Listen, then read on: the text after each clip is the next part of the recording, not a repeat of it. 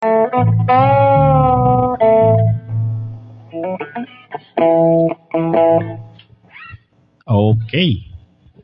Good morning to each and every one of us here in our church, Faithful Word Ministry. And good morning to all our Facebook Live viewers. Today is August 23, 2026.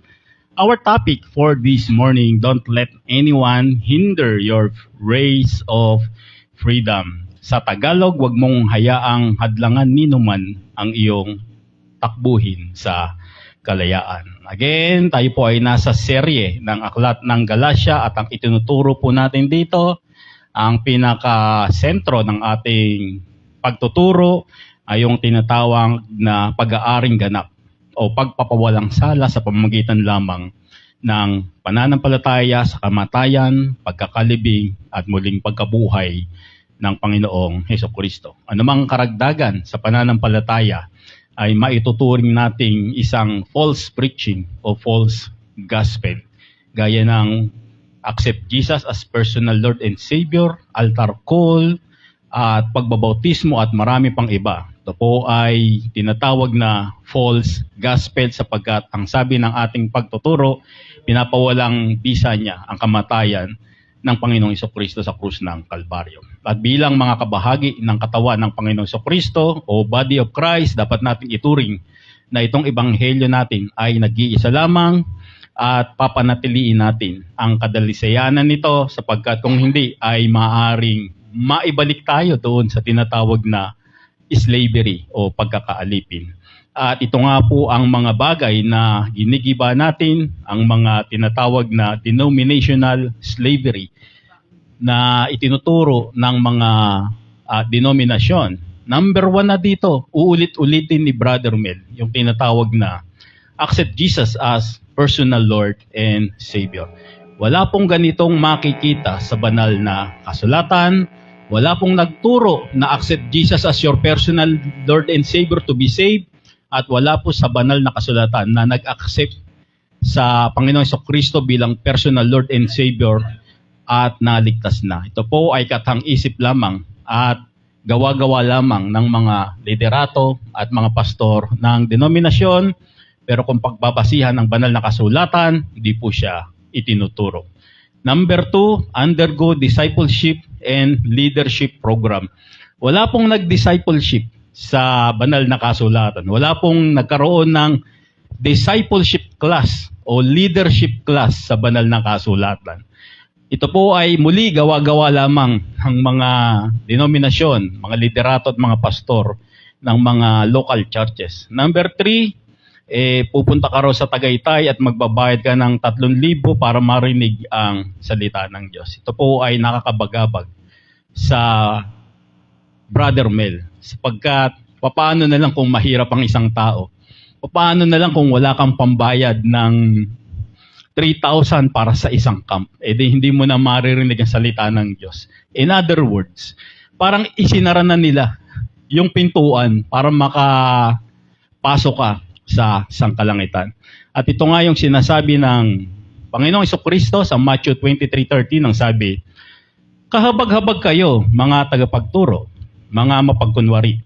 Inahadlangan ninyo ang mga tao upang hindi sila makapasok sa kaharian ng langit. Hindi na nga kayo pumapasok, hinahadlagan pa ninyo ang mga nais pumasok. Ito po yung tinatawag ni Hesukristo ng mga tradisyonal na tagapagturo o yung mga Pariseo. Na kung saan ay turo sila ng turo, subalit kinakailangan ng isang tao ang salapi para makapasok dito.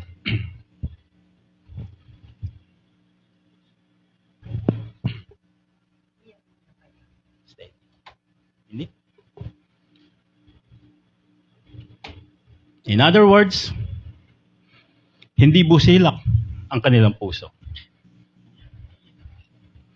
Hindi busilak ang kanilang pananampalataya.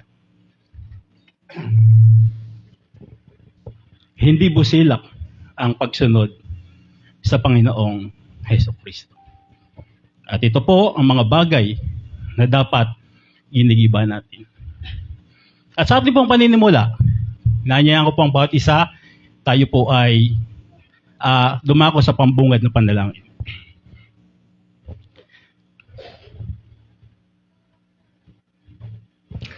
Maraming salamat, Panginoon, sa pagkikita-kita namin ng aking mga kapatid para sa pananambahang ito.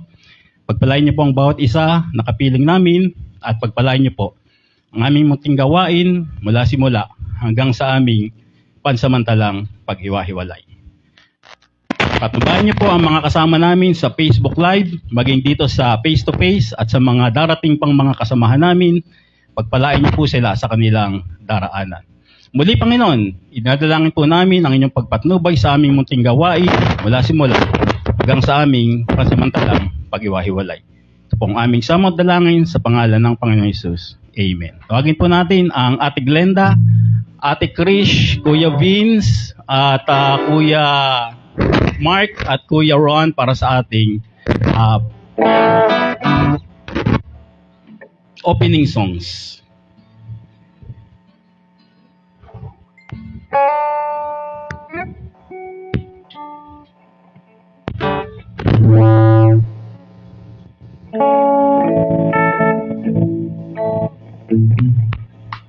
Ating papurihan ng Diyos sa ating mga awitin sa umagang ito. Handa na ba umawit? Amen.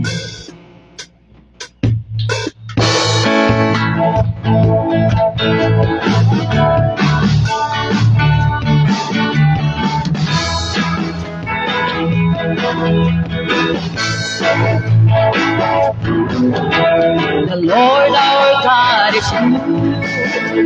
The Lord our God is great. The Lord our God is faithful. He never changes. The Lord our God is good. The Lord our God is great. The Lord our God is faithful. He never changes. Sing it in Tagalog. Diyos natin mabuti, ang Diyos natin nakila, ang Diyos natin tapat, di nagbabago. Diyos natin mabuti, ang Diyos natin nakila, ang Diyos natin tapat, di nagbabago. Sing it, hallelujah! Halle, hallelujah. Halle, hallelujah. Halle, hallelujah. Hallelujah. Sing it, hallelujah. Halle, hallelujah. Halle, hallelujah. Halle, hallelujah. Hallelujah. The Lord our God is good. The Lord our God is good. The Lord our God is great. The Lord our God is faithful. He never changes. The Lord our God is good. The Lord our God is great. The Lord our God is faithful. He never changes. Ang Diyos natin mabuti, ang Diyos natin dakila, ang Diyos natin tapat, di nagbabago.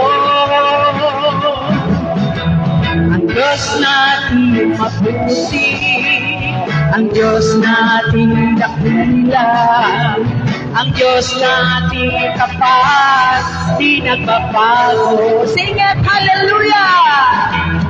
Halle, hallelujah! Halle, hallelujah! Halle, hallelujah! Hallelujah! Halle, hallelujah! Halle, hallelujah! Halle, hallelujah! Hallelujah! Halle, hallelujah! Hallelujah! Sing it 100 praises! Halle, hallelujah! Hallelujah! Yes, Lord, hallelujah! Salamat, Panginoon, sa umagang ito. Malaya kaming makaawit sa inyo.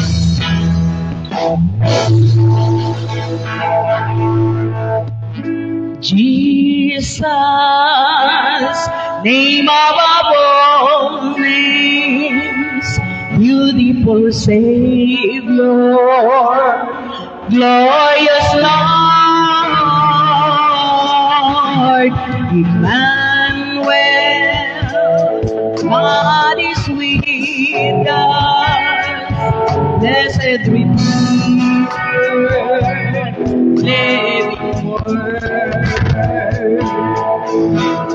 Jesus, name above all names, beautiful Savior, glorious Lord, Emmanuel, God is with us, blessed Redeemer, living Word. Sing it, people of God. Jesus, name above all names, beautiful Savior, glorious Lord, Emmanuel, God is with us, blessed Redeemer, living Word.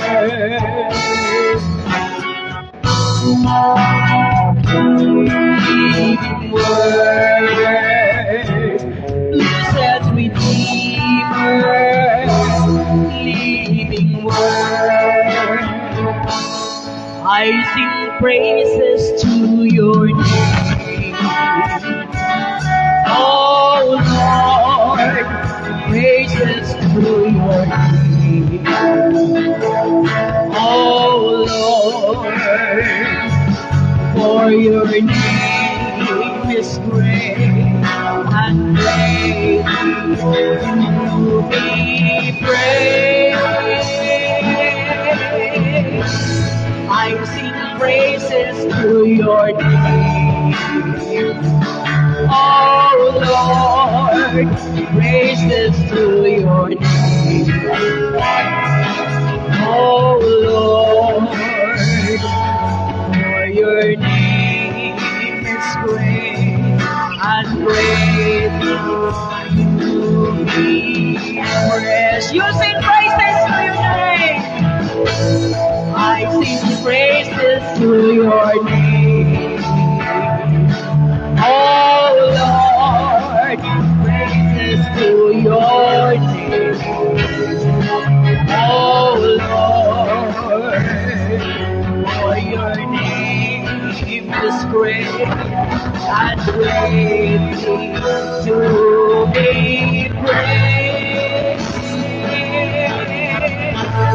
I sing praises to your name, oh Lord, praises to your name, oh Lord, for your name is great and greatly to be praised.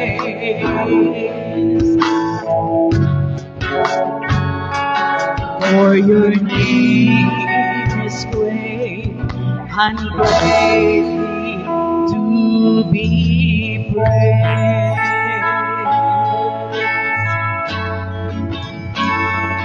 For your name is great and greatly to be praised. Sing it, Jesus, we love you. Jesus, we love you. We worship and adore you. Glorify your name in all the earth.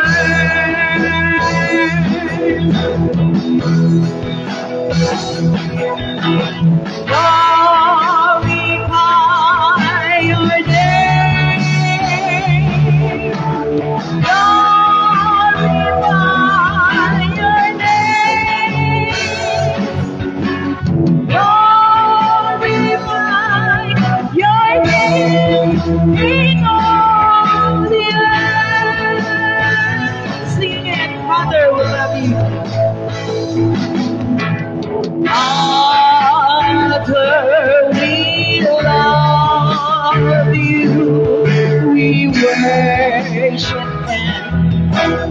adore you.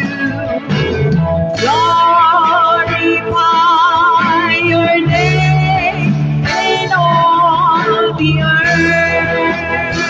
Sing it, glorify your name. Glorify your name. Glorify your name. Glorify your name in all the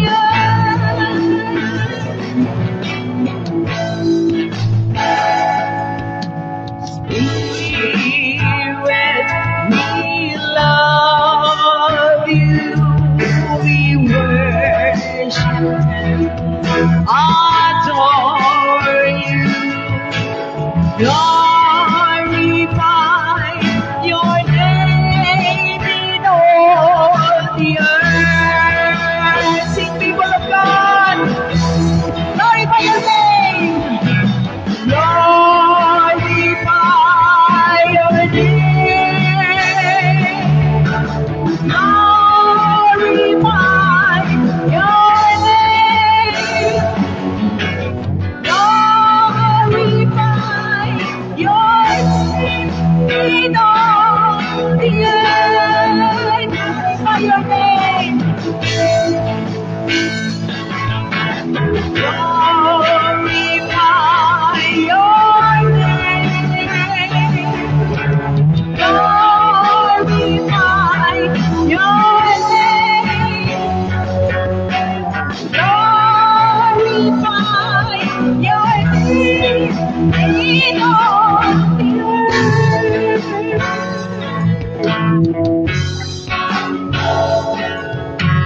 Glorify your name in all the earth. Yes, Lord, maraming salamat, Panginoon. We glorify your name in our service this morning. Thank you.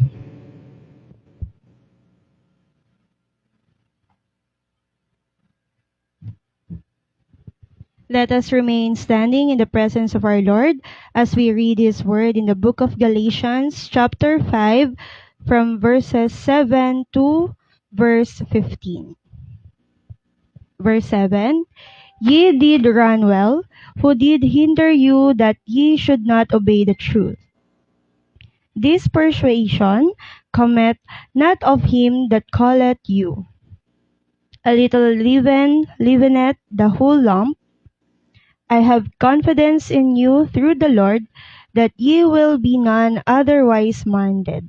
But he that troubleth you shall bear his judgment, whosoever he be.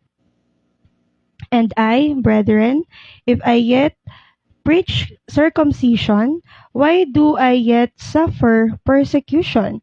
Then is the offense of the cross cease.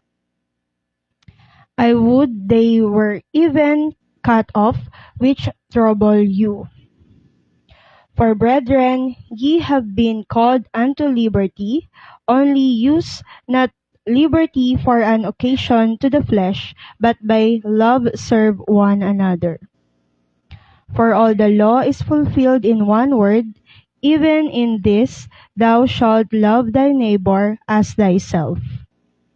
But if ye bite and devour one another, take heed that ye be not consumed one of another. For further understanding, let us read our scripture in our own native language. Verse 7, Maganda na sana ang inyong pagtakbo. Sino ang humarang sa inyong pagsunod sa katotohanan? Ang panghihikayat na ito ay hindi nagmula sa Diyos na tumawag sa inyo. Ang sabi nga, napapaalsa ng kaunting pampaalsa ang buong masa ng harina. Ako'y may kumpiyansa sa inyo sa pamamagitan ng Panginoon na hindi mababaling ang inyong pag-iisip. Subalit, sa mga nanggugulo sa inyo ay natitiyak kong paparusahan ng Diyos. Mga kapatid, Kung nangangaral pa ako na kailangan ang pagtutuli, bakit pa ako inuusig? Hindi na sana nila ikinagagalit ang aking pangangaral tungkol sa pagkamatay ni Kristo sa krus. At ang mga nanggugulo sa inyo ay huwag lamang patuli, kundi tuluyan na nilang putulan ang sarili nila. Mga kapatid, tinawag kayo upang maging malaya, ngunit huwag naman ninyo gamitin ang inyong kalayaan upang masunod ang hilig ng laman, kundi maglingkod kayo sa isa't isa sa diwa ng pag-ibig. Sapagkat ang buong kautusan ay nauuwi sa isang pangungusap. Ibigin mo ang iyong kapwa gaya ng pag-ibig mo sa iyong sarili. Ngunit kung kayo'y nagkakagatan at nagsasakmalang parang mga hayop, mag-ingat kayo at baka tuluyan ninyong sirain ang isa't isa. Pagpalain ng Panginoon ang pagkakabasa ng kanyang mga salita, ang bawat isa ay maaari nang maupo sa presensya ng Diyos.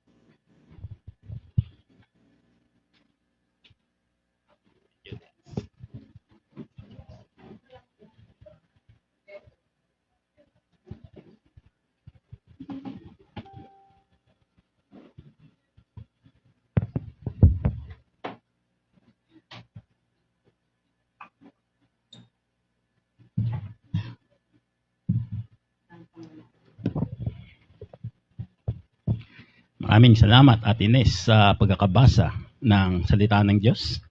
Sa mga tagapagpaawit, Ate Krish, Kuya Vince, Kuya Ron, at Kuya Mark, Ate Glenda, ay maraming salamat. Ang atin pong pinag-aralan last Sunday ay yung standing firm in freedom from Christ. Saan ay sinasabi nila na maraming nagsasabi na hindi daw sapat ang pananampalataya, kailangan ng maraming gawa. Ito po ay walang katotohanan sapagkat ang atin pong pagpapawalang sala ay sa pamamagitan lamang ng pananampalataya. Standing firm in freedom from Christ, from the bondage of sinasabi nila na the other gospel. Marami po dito nga hindi nakakaunawa ng gospel. Ang atin pong gospel ay nag-iisa lamang at kapag iba ang gospel, ang tinatawag ng Apostol Pablo dito ay yung tinatawag na accursed gospel. Ang sabi sa Galatians 1:8, subalit kami o isang anghel mula sa langit ang mangaral sa inyo ng magandang balita na iba. Sa ipinapangaral ng Apostol Pablo ay sumpain nawa siya ng Diyos o parusahan nawa siya ng Diyos. At ang ikatlo ay ang freedom from the bondage of religious leader. Ito naman po yung mga pastor, mga leaders ng mga churches na inaalipin nila yung kanilang mga miyembro sa pamamagitan ng kailangan daw may sweldo, kailangan daw may allowance sila, kailangan mong gawin ang mga bagay na ito at marami pang iba. Ito po yung tinalakay natin noong last Sunday, August 16. At ngayon po ang ating paksain, don't let anyone hinder your race from freedom. Okay, talakayin po natin mula verse 7 hanggang verse 15, gaya ng binasa ng atin Leslie. Verse 7, umpisahan po natin. Ye did run well. Maganda na sana ang inyong pagtakbo, ang sabi ng Apostol Pablo. Una sa lahat, ang Apostol Pablo ay gumamit muli ng analohiya o imaginative situation. Ikinumpara ng Apostol Pablo ang malaya nating pamumuhay, freedom, doon sa isang takbuhin. Bakit takbuhin, Apostol Pablo? Hindi ba pwede yung naglalakad-lakad na lang? Parang mas relax yung naglalakad-lakad na lang. Ano po? Ang ibig sabihin sapagkat ang ibig sabihin ng Apostol Pablo rito sa tinatawag na takbuhin ay nagtataglay tayo ng kalakasan. Nagtataglay tayo ng enerhiya, hindi kagaya ng naglalakad. Kasi kapag naglalakad ka, pwedeng tinatamad ka o malamya ka. Subalit kung ikaw ay nasa takbuhin, ibig sabihin ay may intense at focus na may matatapusin ka, na may target kang marating kapag ikaw ay nasa takbuhin. Kung kaya, ye did run well. maganda na sana ang inyong pagtakbo, ang paghahalin tulad ng Apostol Pablo dito sa tinatawag niyang kalayaan. Ano ba yung sinasabi ng Apostol Pablo dito sa sinasabi niya na takbuhin? Ito po yung pamumuhay natin bilang mga malalaya na. In what way tayo naging malaya? They received the gospel of grace.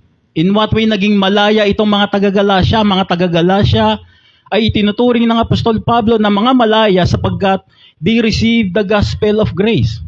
They believe in Christ's death, burial, and resurrection. They started their Christian walk correctly and they understood that justification ay sa pamamagitan lamang ng pananampalataya at hindi sa anumang uri ng gawa.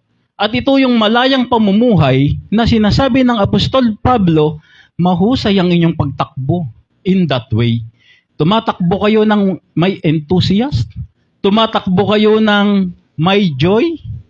In fact, ang tawag nga po ngayon sa mga takbuhan, noon ang tawag ay marathon.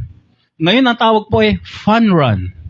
Sapagkat nakikita nila yung mga nagtatakbuhan, mga masasaya sila, energetic sila. Kung kaya't kapag may nanalo na, lahat nagsasaya sapagkat ang tawag nga sa kanila ay fun run. At mararating na yung finish line, lahat sila may certificate na kumpleto nila yung 100 kilometers. Layo na. Hindi naman, no? Mga 10 kilometers, 15 kilometers, mga ganyan. So, ito yung tinatawag ng Apostol Pablo na ye did run well. Maganda ang inyong takbuhin, yung inyong pamumuhay na may kagalakan, may kalayaan, hindi kayo inaalipin ng mga denominasyon. Ito ang tinutukoy ng Apostol Pablo, ye did run well. Subalit, sa kanyang pagpapatuloy, ang sabi niya, who did hinder you that you should not obey the truth? Sino ang humarang sa inyong pagsunod sa katotohanan? In other words, mayroon daw humaharang doon sa kagandahan na takbuhin ng mga taga-Galasya. Nag-i-enjoy sila, payapa sila dito sa takbuhin na to. Pero ang sabi dito ay, who hinder you that you should not obey the truth? Biglang iba yung tema ng Apostol Pablo. Yung takbuhin ay inihelan tulid niya doon sa tinatawag na katotohanan na. Yung takbuhin, naging katotohanan na. At ngayon yung katotohanan na ito ay may humahad lang daw. Subalit, bago ang lahat, ano nga ba itong katotohanan na tinutukoy ng Apostol Pablo? Ito yung katotohanan na believing in the gospel of grace, trusting in the gospel of grace, living in the gospel of grace and peace.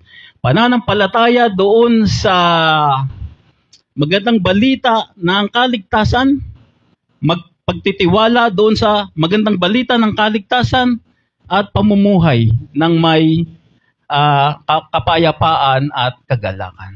Ito yung truth, sabi ng Apostol Pablo. Namumuhay kayo dyan sa truth na yan. Buhat ng kayo'y sumampalataya sa kamatayan, pagkakalibing at pagkabuhay muli ng Panginoong Hesukristo. So ito yung sinasabi ng Apostol Pablo, sino ang humarang sa inyong pagsunod sa katotohanan? Dito, sa katotohanan na ito, na namumuhay tayo o yung mga taga-Galasya.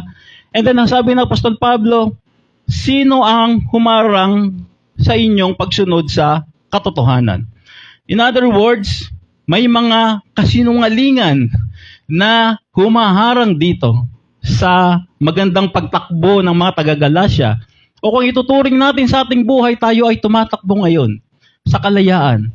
Walang pastor na umaalipin sa atin, walang mga liderato na umaalipin sa atin, walang mga denominasyon o tradisyon na umaalipin sa atin, kundi tayo'y tumatakbo ng malaya, namumuhay ng malaya sa katotohanan. At dito ay nai-enjoy natin ang ganitong klaseng buhay. Subalit, may mga kasinungalingan na humaharang sa atin. Ano ito? Ito yung tinatawag na may mga doktrinang accept Jesus as personal Lord and Savior. Kasinungalingan. Wala sa banal na kasulatan. Hindi makikita sa banal na kasulatan. Pero ini-impose nila na gawin mo to. Accept Jesus. Ronnie, accept Jesus, Nida, as personal Lord and Savior. pagkatapos ang sasabihin nila, ito ay galing doon sa tinatawag na Great Commission. Wala na naman sa banal na kasulatan. At pagkatapos, ito ay magbubunsod ng umattend ka sa discipleship training ng 3 taon. 3 taon discipleship. At pagkatapos, umattend ka sa leadership training ng another 3 taon. 6 years na. At pagkatapos, magbabasa ka ng statement of faith, may EGR, may revival, at marami pang iba. Na lahat tayo ay naranasan natin ang mga bagay na ito. Sino po ba dito hindi nakaranas sa gano'n? Lahat tayo nakaranas. Wala po lahat dito sa banal na kasulatan. Wala pong mababasang ganito at wala pong itinuturo ganito. Ang banal na kasulatan, subalit tayo ay nagpasailalim sa mga ganitong activities o gawain. Kung kaya't ang sinasabi ng Apostol Pablo, ito yung mga humahadlang sa ating mga kalayaan. Ngayong malaya na tayo, may mga tao dyan na gusto tayong pabalikin sa mga ganitong bagay. Kaya ang sabi ng Apostol Pablo, maganda na sana ang inyong pagtakbo, pero may humaharang sa pagsunod nyo sa katotohanan. Kung in other words, kung i-apply natin sa ating mga buhay sa panahon ngayon, ito yung mga denominational, ito yung mga pastor, ito yung mga leaders na nag-iimbento ng mga aral kung saan isinasama nila itong mga words na ito, isinasama nila dun sa faith. Tayo ay faith alone. Tayo ay faith only. Sila, may kasamang ganito. At guguluhin nila tayo na isasama nila itong mga ganitong bagay sa ating pamumuhay. Na ito yung sinasabi ng Apostol Pablo. Then Paul continues on verse 8, this persuasion, ang panghihikayat na ito. Okay, so mainam na, balikan muna natin, no? Yung tinatawag na panghihikayat. Ano ba yung panghihikayat? Hinihikayat kang bumalik doon sa dati mong church. Hindi man sa atin, no? Of course, tayo galing sa Balot Christian Church. Hinihikayat yung iba sa atin. Yung iba galing sa ibang church din, hinihikayat din na dito na tayo. Bumalik na tayo sa ating mga dating ginagawa. Ito yung sinasabi ng Apostol Pablo, gaya ng mga taga-Galacia na hinihikayat sila, itong mga taga-Galacia, na bumalik doon sa tinatawag nilang dating gawain. Then Paul continues, come it not of him that called you. Ang panghihikayat na ito ay hindi nagmula sa Diyos na tumawag sa inyo. In other words, maaaring sabihin ng mga humihikayat sa atin na, ligaya, bumalik ka na doon sa pinanggalingan nating church. Ate Glo, halika na, manumbalik na tayo doon sa ating church. Dalia, Glenda, Norma, halika na, bumalik na tayo doon sa dati nating church. Ang sabi ng Apostol Pablo, hindi galing sa Diyos yan. Kasi maaari nilang sabihin na, alam mo, Kaglo, sabi ni Lord, bumalik ka na sa amin, dun sa dati mong church, kaming mga iniwan mo, alam mo, sabi ni Lord, bumalik ka na raw. Biglang galing na ngayon kay Lord. Maaari nilang sabihin niya, maaari nilang isangkalang ang Diyos o si Lord. Pero at dito, sinasabi ng Apostol Pablo, yung mga naghihikayat na yan sa inyo, na bumalik kayo sa dati nyong church, hindi galing sa Diyos yan. Galing lang sa kanila yan. Alam mo, maraming mga churches na hindi pinag-aaralan ng turo ng Apostol Pablo sapagkat lagot sila. Sila rin ang mapapasama kapag pinag-aralan nila ng malaliman ang pag-aaral ng aklat ng Apostol Pablo. Ang panghihikayat na ito ay hindi mula sa Diyos. Sino tong Diyos na to? Ito yung Diyos na tumawag sa inyo. Ako, tinawag ako ng Diyos.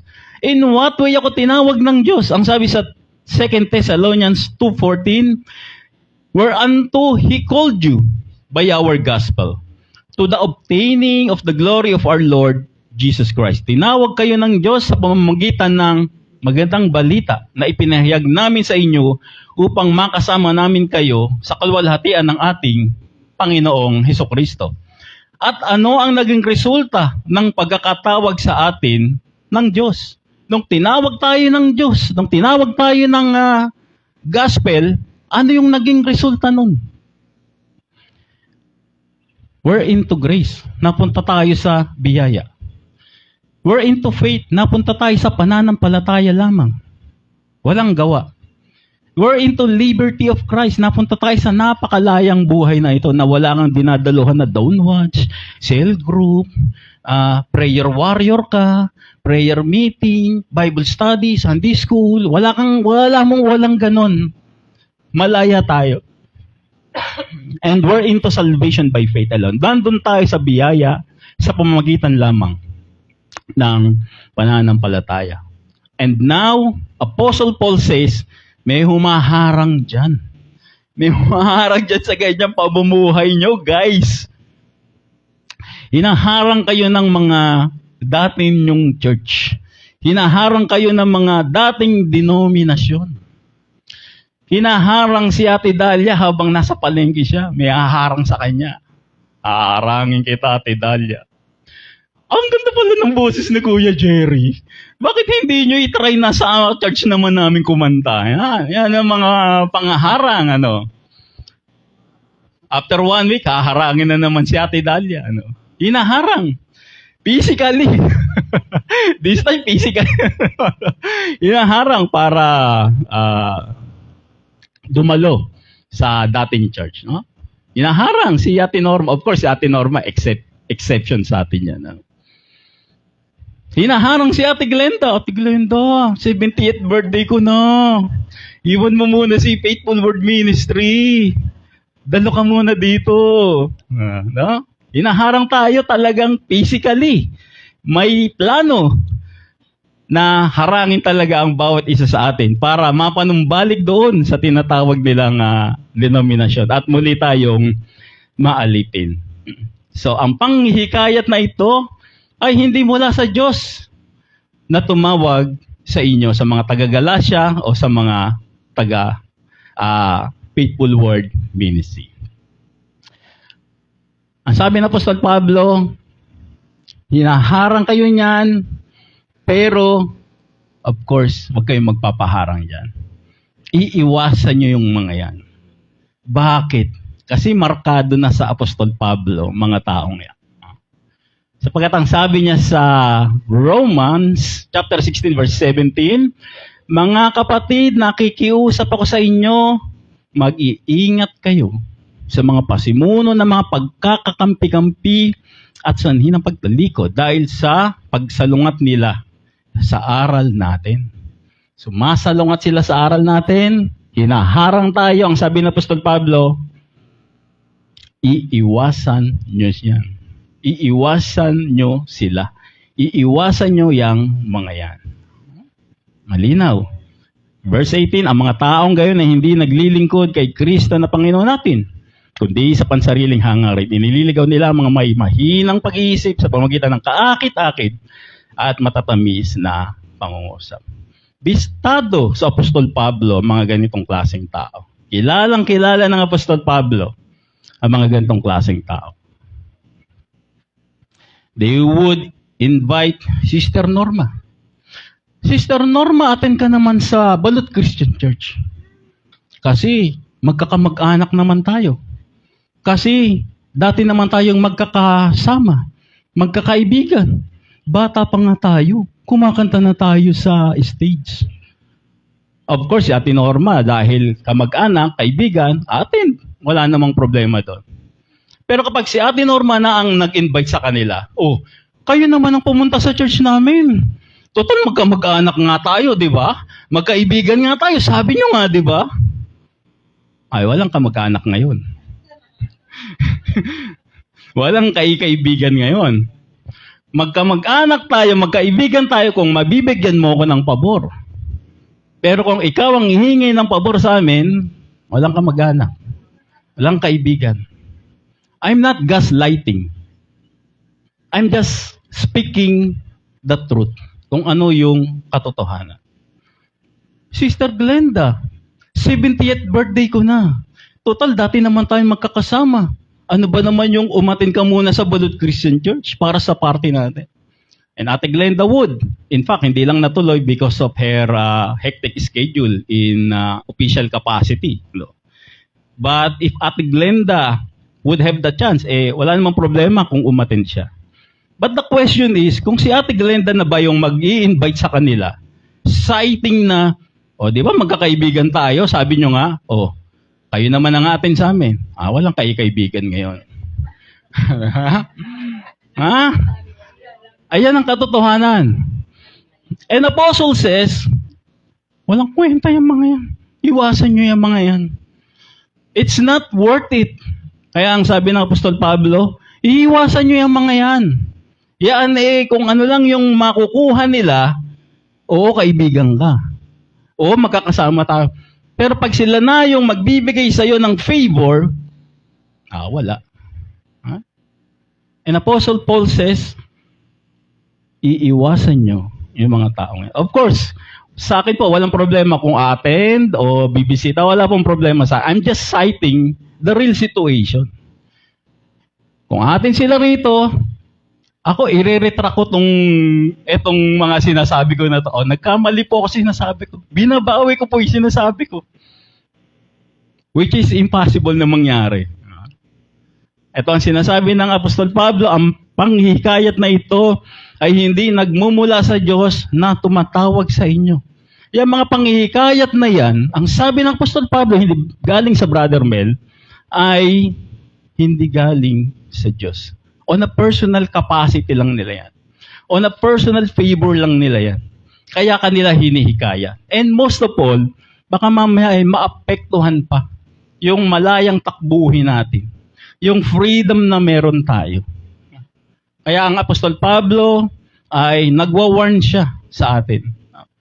So kapag hinaharang tayo sa palengke, Ate Dalia, medyo, Tonit, dito ko pupunta hindi dyan Dito ko bahay, ganun kagad, iwas kagad, para naiwasan na natin yung mga ganyang bagay, Then Paul continues, a little leaven, leaveneth the whole lump. Ang sabi nga, napapaalsa ng konting pampaalsa ang buong harina. Sino po ba dito yung nagbe-bake? Ay, si Josephine, nagbe-bake nga. Si Josephine, alam niya, pag yan, yung maliit na harina, lalagyan niya ng tubig ng konti yon. Maliit lang siya. Pero pag nilagyan na ni Josephine ng pampaalsa yan, ng yeast na tinatawag, ilalagay niya sa sulok yan, tatakpan niya yan. After mga 1 hour, 2 hours, pag binuksan niya, laki. Laki na. Yung ganyang kali siguro, ganyang kalaki na, umalsa na. Nadamay na lahat doon sa maliit na bagay na inilagay doon sa arena. Ito ang sinasabi ng Apostol Pablo na yung mga maliliit na bagay na yan, yung pag-attend-attend nyo sa mga denominasyon na yan, baka mamaya ay sinasabi na nila na, alam mo, dapat kayo, nagkakaroon kayo ng tithes and offering. Yung mga ganung buyo na, maliliit na buyo na gano'n, Alam mo, dapat kayo, Lord Supper kayo. Yung mga maliliit na ganyan, ang sinasabi ng Apostol Pablo, may epekto yan dito sa kabuuan natin. Isa lang ang mapagsabihan yan, tapos medyo, mapag gano'n, tapos sasabihin dito, alam mo, sabi ni Pastor Edwin Gregorio ng Balot Christian Church, dapat daw, naglo-Lord Supper tayo every first Sunday of the month. Wala naman sa Bible na every first Sunday of the month maglo-Lord Supper. Ito yung sinasabi ng Apostol Pablo, a little leaven up the whole lump. Pero mas magandang i-analogy ito doon sa mansanas na napakasariwa, na napakaganda, pero nagkamali ka ng lapag. Nailapag mo siya doon sa lapagan na naabot siya ng isang uod, ng isang worm. So pagpasok ni worm dyan, bukas yan. Yung buong mansanas na yan pag hinati wala na. Nabulok na yung buong mansanas. Bakit? Sapagkat sa konting pagkakamali, nailapag lang sa mesa o sa lamisita, nagkataon na meron dong uod na maliit, pinasok, yung buong mansanas na yon ay masisira. Kaya muli, ang sabi ng Apostol Pablo kanina, ye did run well. Maganda na sana ang inyong pagtakbo. Fresh na fresh kayo, para kayong yung mansanas na walang peklat. Na kapag tiningnan mo napakaganda. And then suddenly, doon sa mansanas na yon, kayo, fresh na fresh, sariwang-sariwa, biglang may isang uod na lumapit. Kinagat, pumasok, at ang sabi ng Apostol Pablo, a little leaven leavened the whole lump. Yung buong mansanas na yon, magkakaroon ng problema. Amen. Amen. So dito ay nagbibigay ang Apostol Pablo ng warning na mag-iingat tayo dito sa pamumuhay nating malaya. Sapagkat kung hindi rin tayo maingat at mayroong mga makakapasok na kasinungalingang katuruan na haharang sa atin, sa ating takbuhin, baka mabalik tayo dito sa pagkakaalipin.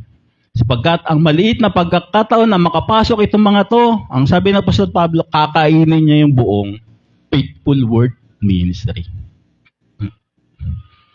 And then Paul continues, I have confidence in you through the Lord. Ako'y may kumpiyansa sa inyo. Oh, yun naman pala. May kumpiyansa naman pala ang Apostol Pablo sa atin.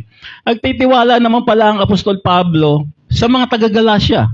Sa atin, may kumpiyansa siya. And now the question is, nagtitiwala ba ang Apostol Pablo dahil malalim ang ating buhay espiritual? Nagtitiwala ba ang Apostol Pablo dahil matatag ang ating faithful word ministry na 4 na taon na? Hindi po. Ang sabi ng Apostol Pablo, I have confidence in you through the Lord. Kaya ako nagtitiwala sa inyo ay sapagkat nariyan kasama nyo ang Panginoong Hesus Kristo. Kung sa inyo lang, siguro sabi ng Apostol Pablo, kung sa inyo wala akong tiwala no? Pero may kumpiyansa ako sa inyo, nagtitiwala ako sa inyo sa pamamagitan ng Panginoong Hesus Kristo. At kung bakit malakas ang tiwala ng Apostol Pablo sa mga taga-Galacia ay sapagkat nasa ilalim sila ng biyaya at habag ng Panginoong Hesus Kristo. Gaya ni Faithful Word Ministry, tayo ay nasa ilalim ng biyaya at habag ng Panginoong Hesus Kristo, kung kaya't malaki ang kumpiyansa natin sa isa't isa na hindi tayo mababaling sa ibang katuruan. That ye will be none otherwise. Hindi mababaling ang inyong pag-iisip, ang sabi ng Panginoong Hesus Kristo. Meaning, dahil nandyan ang Panginoong Hesus Kristo, no way na maibabalik pa tayo dito sa mga maling katuruan na ito. Mapapa-attend tayo sa mga denominasyon, mapapahikaya tayo, kahiyaan, sabalit hindi tayo mababaling sa kanilang mga katuruan sapagkat ang Panginoong Hesus Kristo ang ating gabay. In fact, marami po nagsasabi sa atin. Ako nga, Brother Mel, minsan napa-attend ako sa denominasyon. O, kumusta naman? Sabi ng kapatid, waste of time, Brother Mel. Umpisa pala ng pagbuklat, buksan natin sa aklat ni Marcos. Sa aklat ni Lucas. Matthew, Mark, Luke, and John, Kung kaya, sabi ng isang kasamahan na, sayang yung bihis ko, Brother. Ang ganda pa ng pagkakabihis ko. Biglang sa aklat lang pala ni Marcos, walang elemento yung kanilang mga pagtuturo. And then Paul continues, but he that troubled you shall bear his judgment, whosoever he may be. Subalit sa mga nanggugulo sa inyo, ay natitiyak kong paparusahan ng Diyos. Of course, we don't want this to happen. Pero makikita natin, yung mga nanggugulo sa atin, nasa ilalim na sila ng kaparusahan ng Diyos. In fact, nasa ilalim na sila ng judgment ng Diyos. Namumuhay na kagad sila, nasa ilalim na, parang hinusgahan na yung buhay nila. Kung balot Christian church man to, o hindi, so be it. Pero makikita natin sa buhay nitong mga nanggugulo sa atin, hinusgahan na sila ng Diyos. At hindi ko na kailangang i-elaborate yung mga nangyari sa mga leaders, sa mga members. Makikita na lang natin sa mga pamumuhay nila na namumuhay sila sa kaparusahan ng Diyos. Then verse 11, "And I, brethren, if I yet preach circumcision, why do I yet suffer persecution? Then is it the offense of the cross cease?" Mga kapatid, kung nangangaral pa ako na kailangan ng pagtutuli, bakit pa ako inuusig? Hindi na sana nila ikinagalit ang aking pangangaral tungkol sa pagkamatay ni Kristo sa krus. So, ang sabi dito kanina ng Apostol Pablo, may mga naninira, may mga nanggugulo sa mga taga-Galasya, o kung sa panahon natin, may mga nanggugulo rin sa atin. Subalit ang sabi ng Apostol Pablo rito, pinipersecute ako. Pinipersecute ako. Ngayon ang sabi niya rito, if I yet preach circumcision. Ibig sabihin nitong mga nanggugulo na to. No. Kanina ang ginugulo nila ay yung mga members natin. Ngayon ang ginugulo na nila ay si Apostol Pablo. Yan yung si Apostol Pablo eh. Nagtuturo nga yan ng circumcision eh. Yan yung si Apostol Pablo, nagtuturo rin yan ng works. Kaya ang sinasabi ng Apostol Pablo rito, mga kapatid, kung nangangaral pa ako ng kailangan ng pagtutuli, in other words, yung mga Judaizers, ginugulo siya, kung nangangaral pa ako niyan, bakit ako nape-persecute ngayon? Bakit nila ako pinipersecute? Bakit sinasabihan ako ng marami na, ikaw, Apostol Pablo, ang iyong ebanghelyo ay faith alone in the death, burial, and resurrection of Jesus Christ. Pinipersecute ang Apostol Pablo. But on the other hand, pinagbibintangan siya na, itong Apostol Pablo na to, nagtuturo nga to ng pagtutuli. Parang sinasabi ng Apostol Pablo, pinagbibintangan nyo ako. Tapos pinipersecute nyo rin ako. Kung pinagbibintangan nyo ako, kung pinipersecute nyo ako, nangangahulugan lang, hindi na ako nagtuturo ng pagtutuli, ng works. Okay ba? Gets no? Ang sinasabi ng Apostol Pablo. Pinagbibintangan siya rito. Sabi ng self-proclaiming pastor na nagngangalang Edwin Gregor ng Balot Christian Church. Sa pulpito, sinabi niya, sila Brother Mel, magpabautismo din yung mga yan. Sila Brother Mel, naglo-Lord Supper din yung mga yan. In a way, totoo. Pero noon yun. Nung nasa sound doctrine na tayo, iniwan na natin yun. Pero kahit na iniwan ni Brother Mel yun, iniwan na ni Faithful Word Ministry yun, itong si Edwin Gregorio ng Balot Christian Church, sinasabi niya pa rin ang sinasabi sa pulpito, sila Brother Mel, nag-Lord Supper nga yan eh. Binautismuhan nga yan. At marami pang iba. Kaya yung mga tao nalilito, eto pa lang si Brother Mel, may works din to. Yan ang sinasabi lagi ni Edwin Gregorio ng Balot Christian Church. Ito yung sinasabi ni Apostol Pablo, kung ako talaga ay nagtuturo ng works, di sana hindi na ako nape-persecute. Si Brother Matt, kung nagtuturo pa rin ng pagbabautismo, di sana hindi na nila ako inaway. Kasi magiging kapareho ko lang din pala sila, hindi. They rejected me because I am teaching Apostle Paul, which is faith alone in the death, burial, and resurrection of Jesus Christ. Gets? Gets, no? Pinagbibintangan dito ang Apostol Pablo na siya raw ay nagtuturo pa ng works. Ang sabi ng Apostol Pablo, pinersecute nga ako eh. Bakit ka pinersecute, Apostol Pablo? Kasi, hindi ako nagtuturo ng works. Ang tinuturo ko, faith lang. Tapos, ang sasabihin naman ng mga ito, nagtuturo daw ako ng works. Di sana, hindi na nila ako pinersecute. Ganito yung sinasabi ng Apostol Pablo. Why do I yet suffer persecution? Then is the offense of the cross cease. Ang sabi ng Apostol Pablo rito, hindi na sana nila kinagagalit na ang pangangaral tungkol sa pagkamatay ni Kristo sa krus. Kung ako ay magtuturo rin lang ng circumcision. Gets na? Then verse 12, ang sabi, at ang mga nanggugol sa inyo ay huwag lamang patuli, kundi tuluyan na nilang putulan ang sarili nila.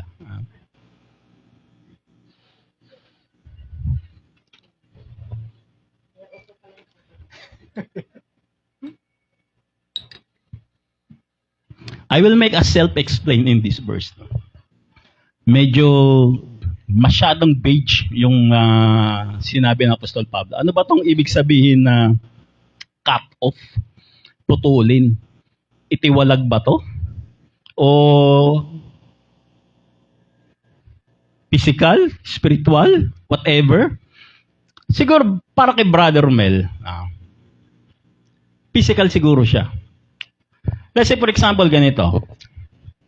Halimbawa, no, merong taga-Balot Christian Church. Wag na natin pangalanan, wag na tayo magpangalan na taga sa kanila. Siguro pangalanan na lang natin na kunyari si Juan. Yan, si Juan. Taga-Balot Christian Church, si Juan. Tapos, nakikipagkwentuhan siya kala Mark, kala Ronnie, kala Ate Glenda, kala Nestle. Halimbawa lang to, no? Halimbawa lang to. Ngayon, ang laging sinasabi nitong si Juan, alam mo, Mark, kailangan talaga ng Mark eh. Kailangan talaga ng baptism eh. Tsaka Lord's Supper eh. Tsaka tithes and offering. Hindi ganoon. Siyempre, sasabihin nila, Mark, hindi ganoon. Kailangan faith lang. Walang kasamang works. And then itong si Juan ay dumalo dito sa church natin. Ito na si Juan. Umattend na siya. Nagsisermon ngayon si Brother Mel, nagme-message. Pero habang nagme-message si Brother Mel, bumubulong siya kay Ate Dalia. Alam mo, Ate Dalia, kailangan talaga ng baptism eh. Alam mo, Kuya Jerry, kailangan talaga ng Lord's Supper eh. Yung gano'n, yung nanggugulo laging gano'n itong si Juan. No? Ang sabi dito ni Apostol Pablo, kung ganyan yung si Juan na yan, laglag nyo na dito sa bintana yan, no? Cut off na yan, no? Ikaw makulit ka, Juan, ha? Mulang, tiwalag or i-cut off na natin yan. Kasi, makakasira pa siya dun sa mga miyembro natin. Makakagulo pa siya eh. Paano kung merong mga maniwala bigla? Oo nga, no? Kasi nasa Bible nga naman. Biglang naniwala yung isa nating miyembro. Oo nga, no? Sige na nga, wag na nga tayong matay dyan kay Brother Mel.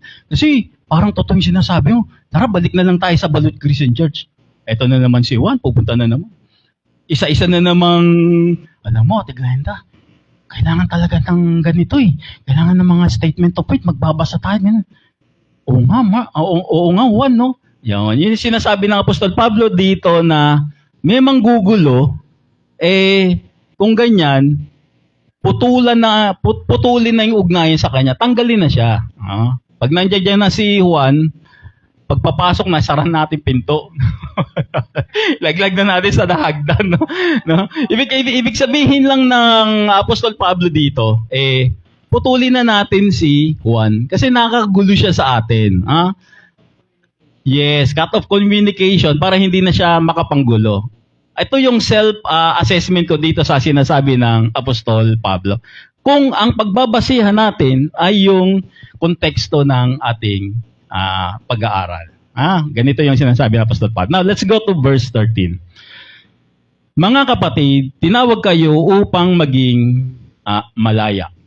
Ngunit huwag naman ninyong gamitin ang inyong kalayaan upang masunod ang hilig ng laman. Kundi maglingkod kayo sa isa't isa sa diwa ng pag-ibig. So, yung sinasabi ng Apostol Pablo rito, tinawag daw tayo sa pagiging malaya. Wala na tayong Bible study, wala na tayong prayer meeting, wala na tayong maraming mga gawain. Pero, ang sabi naman ng Apostol Pablo, ngayong malaya na kayo, halimbawa, wala na po tayong prayer meeting ng Wednesday. Yung prayer meeting po natin from 7 p.m. hanggang 10 p.m. So wala na siya. Baka naman yung iba sa inyo magpapaalam sabay, ay, may prayer meeting po kami. Tapos maglalamyer na lang. Pupunta lang sa bar, pupunta lang sa mga kung ano-ano, no? Ang sinasabi ng Apostol Pablo rito, ngayong malaya na tayo, Sunday morning lang tayo, wala namang ibang gagawin, baka naman gamitin nyo yung mga libreng panahon nyo sa mga walang kabuluhang bagay. Lalong-lalo na kung makakagawa tayo ng mga bagay na di ka nais-nais sa Diyos. Ito sinasabi ng Apostol Pablo, called unto liberty is not a license to sin, is not a license to maging performance-based. Ay, wala na kaming church kasi tapos na. Every Sunday morning lang kami. Pagdating ng 1 p.m., tapos na kami. Ay, ganon. sumama ka sa amin sa prayer mountain. Bumalik sa performance base ngayon. Sumama ka sa amin sa mga don't watch, sa mga ganitong gawain. Biglang napasama ka ngayon sa mga ganon. Sabi na Apostol Pablo, baka naman mapunta pa kayo dyan sa performance base ngayong malaya na tayo. And not a license to give an order. Baka mamaya, sabihin ng mga pastor ng denomination, uy, sabi ni pastor, mag-soaking daw tayo. May mga soaking pa silang nalalaman dito sa Balot Christian Church. Hindi ko alam kung ano yung soaking eh. Ano ba yun? Parang face towel na ilalaglag mo ba sa basang ano yun, sa basang timba, igagawin, isusog mo yung face towel. Hindi ko alam, practically. Never pa ako naka-attend dun sa soaking nila kahit leader ako ng Balot Christian Church, no? May soaking daw. Ang alam kong soaking yung map, igaganon sa balde, tapos ipapang gano'n, no? Baka mamaya, sabi ng Apostol Pablo, mapunta lang sa walang kapararakan tong mga panahon natin na wala na tayo dun sa pagkakaalipin. And worst, baka mapunta pa tayo sa kasalanan, na sabi ng Apostol Pablo. So, ang maganda niya, na sabi ng Apostol Pablo, mag-focus tayo to serve one another.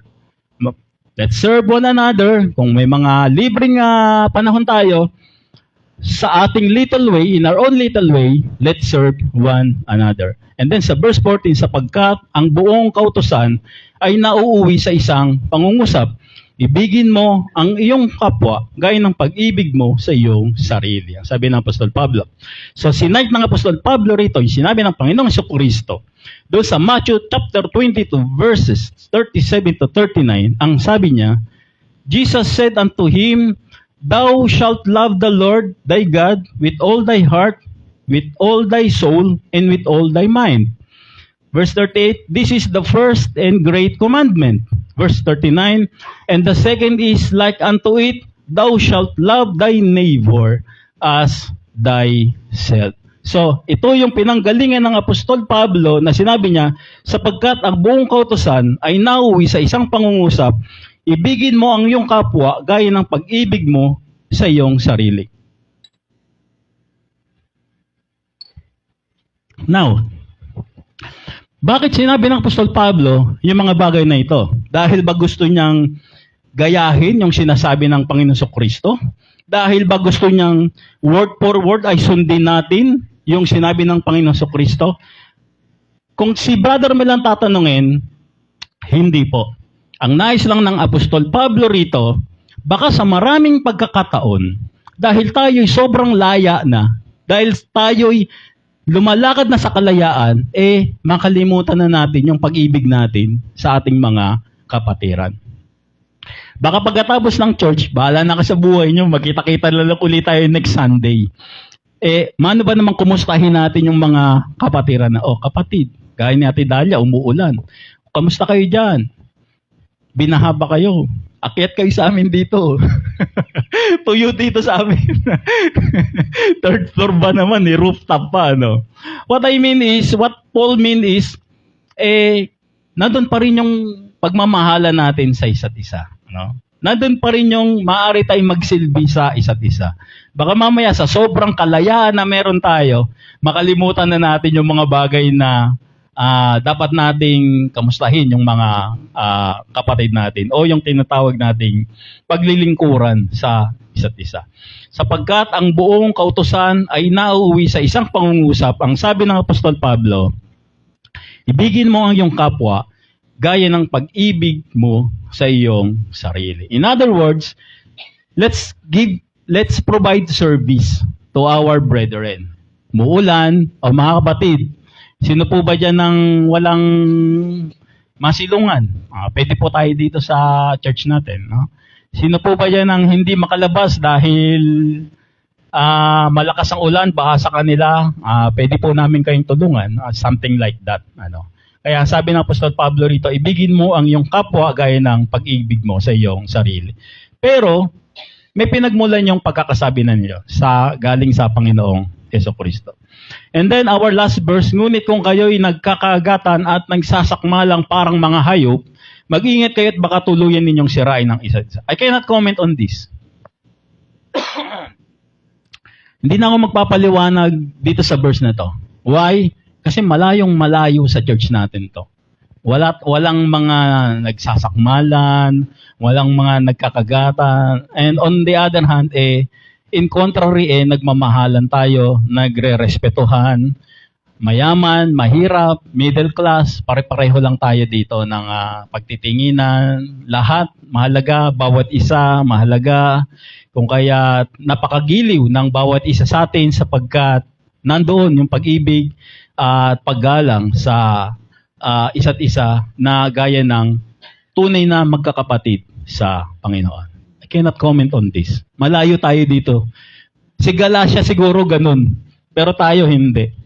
Kaya I cannot comment on this. Basta tayo, Faithful Lord Ministry, masaya tayo, nagmamahalan, we care about each other. At meron tayong mga annual na retreat, nagkakabandingan palalo tayo, meron tayong Christmas party, lumalabas tayo, at mas lalo tayong nagiging close sa isa't isa. And our key takeaways, never let anyone hinder your race of freedom. Paano natin magagawa ang mga bagay na yan? Number 1, always guard our gospel of grace. Huwag natin hahayaan itong mga false teachers, itong mga false doctrine na to hinder us. Ano ba yung to hinder? Makahadlang sa ating mga buhay kalayaan, sa ating mga liberty, freedom, lives. And then number 2, always stand firm in grace and peace. Salvation is through Christ alone, not through religious work or any human effort.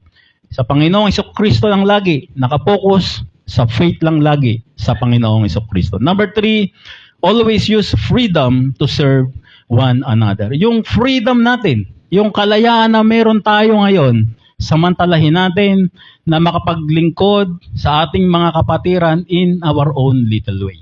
And in that case, magiging mas healthy ang ating iglesia, ang Faithful Word Ministry, puno ng pagmamahalan, gaya ng mga tunay na magkakapatid.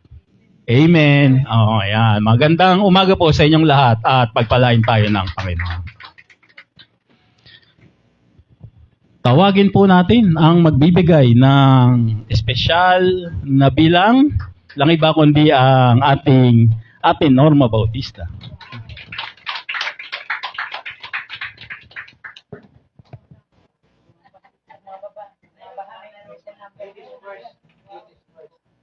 Minimum 5.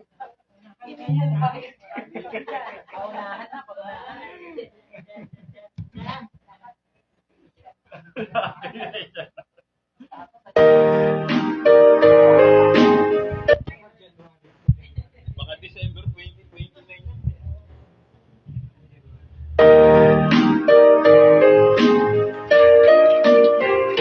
God our blessing.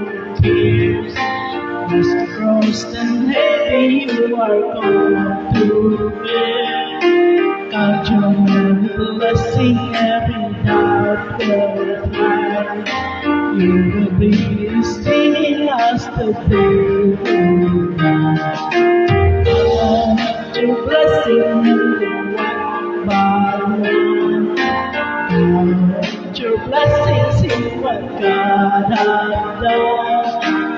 Count your blessings, living one by one. Count your many blessings in what God has done.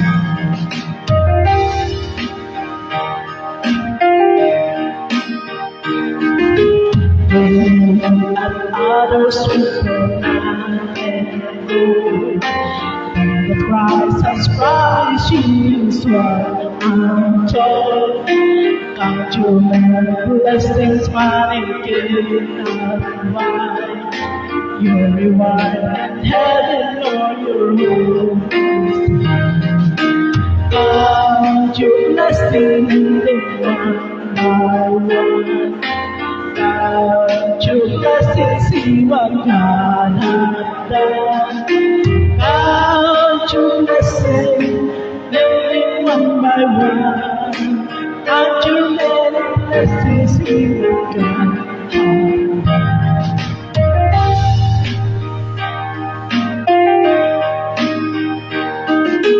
So the complex where the great are small. Do not be discouraged, God is over all. Count your many blessings and the well help and comfort giving to your count your blessings in the one by one. Count your blessings in what God has done. Count your blessings, and then one by one. Count your many blessings in what God has done.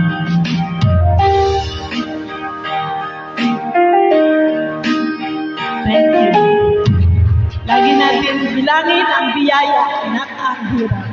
Balikan always.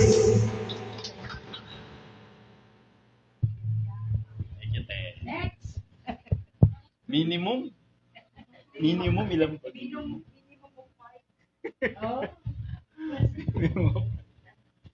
Okay. Okay, so sa ating exhortation, ito po yung tanong ng marami, maging sa ating mga kasamahan dito. Maliligtas po ba yung mga mahal namin sa buhay kung hindi nila nalaman yung 1 Corinthians 15:1-4? Yung faith in the death, burial, and resurrection of Jesus Christ. Actually, hindi naman mahal sa buhay, no?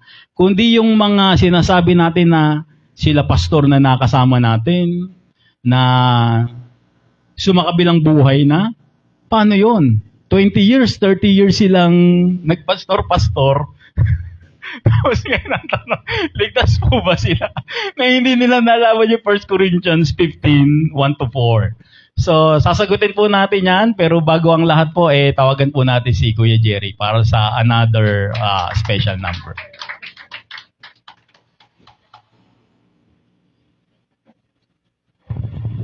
Hindi ko na po mailalagay yung lyrics. Live po itong kakantahin ni Kuya Jerry.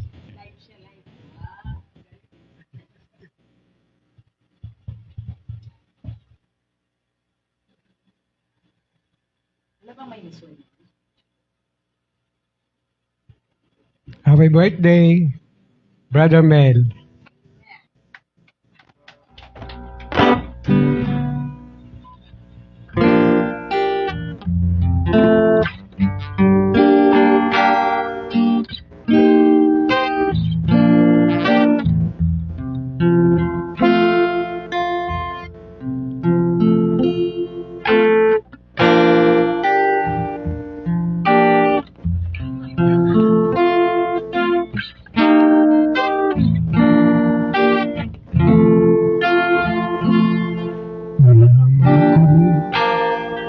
May pagmamalaki, yaman o lakas na may bibigay sa'yo. Ngunit ang puso ito'y iyong inabig, at sa'yo lang ang maglilingkod ng totoo. bawat pagkukulay at kahinaan. Ikaw ang nagbuhat ng aking pasan. Kaya't ang buhay ko'y aking iaalay. Sa'yo lang ang Diyos ko'y tunay. Hindi man sapat, alam kong tatanggapin. Pag-ibig ko ito sa'yo'y ihahain. Ang tanging alay ko ay puso kong ito. Buong buhay ko'y iaalay sa'yo. Walang ibang hangad kundi ikaw lamang. Sa bawat sandali, ikaw ang laman. Ang tanging alay ko ay pag-awi. Sa bawat hilinga, ikaw ang kapalit. Ikaw ang Diyos na aking ibigin. Ngayon at magpakailanman. Amen. Sa bawat biyaya iyong ibinigay, ako'y napupuno ng pasasalamat. Hindi man karapat-dapat sa iyong pag-ibig, ngunit ako'y iyong tinawag at inibig. Sa landas na iyong itinuro sa akin, ako'y susunod, hindi uurong kailanman. Sa hirap o ginawa, ikaw ang kasama. Buhay ko'y sa'yo na, o Diyos ko, tamad. Sa iyong presensya, ako'y buo. Sa iyong pag-ibig, ako'y totoo.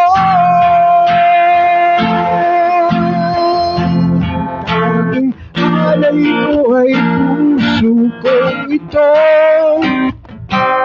Buong buhay ko'y iaalay sa'yo. Walang ibang hangad kundi ikaw lamang. Sa bawat sandali, ikaw ang laman.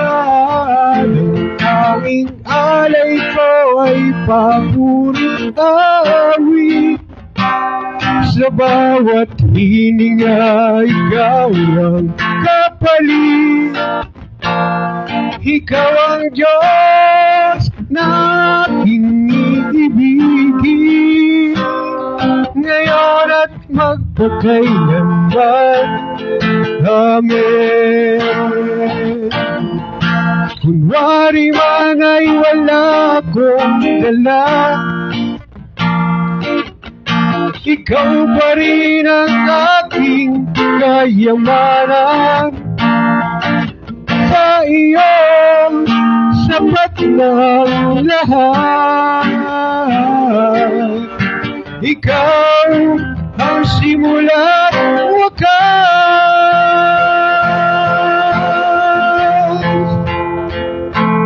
Tanggapin mo ang alay kong ito.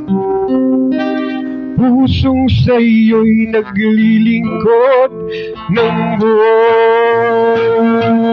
Ang tanging alay ko ay puso kong ito. Buong buhay ko'y iaalay sa iyo. Walang ibang hangat kundi ikaw lamang. Sa bawat sandali, ikaw ang laman. Ang tanging alay ko ay papurit awit. Sa bawat hininga, ikaw ang kapalit.